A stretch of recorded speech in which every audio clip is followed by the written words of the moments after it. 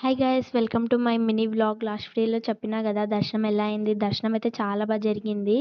మేము వెళ్ళింది అయితే సర్వదర్శనం 4 అవర్స్లో సర్వదర్శనం అయితే అయిపోయింది. అక్కడ వెళ్ళొచ్చిన వాళ్ళని అయితే అడిగినాము, మీకు ఎన్ని గంటలు పట్టింది అంటే అందరు 15 అవర్స్ 16 అవర్స్, కొంతమంది 13 అవర్స్ కూడా పట్టింది అన్నారు. మాకైతే 4 అవర్స్లో అయిపోయింది. నేనైతే అదృష్టం అని అనుకుంటాను.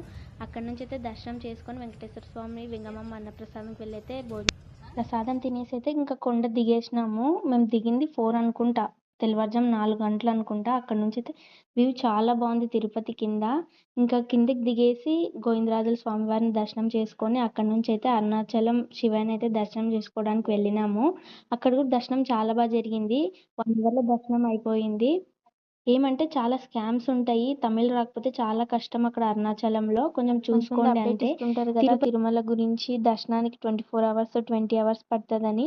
అవి ఎంతవరకు నిజాలో అబద్ధాలో నాకైతే తెలియదు. మాకైతే దర్శనం 4 అవర్స్లో జరిగింది సర్వదర్శనం. మేము వెళ్ళింది అయితే June 3కి. ఇప్పుడు వెళ్ళాలనుకుంటే ఇప్పుడు వెళ్ళొచ్చు, అంత రష్ లేరు, జనాలు కూడా అంతమంది లేరు తిరుమలలో. వీడియో నచ్చితే మాత్రం ప్లీజ్ లైక్ చేసుకోండి వీడియోని, అలాగే సబ్స్క్రైబ్ చేసుకోండి, సపోర్ట్ చేయండి.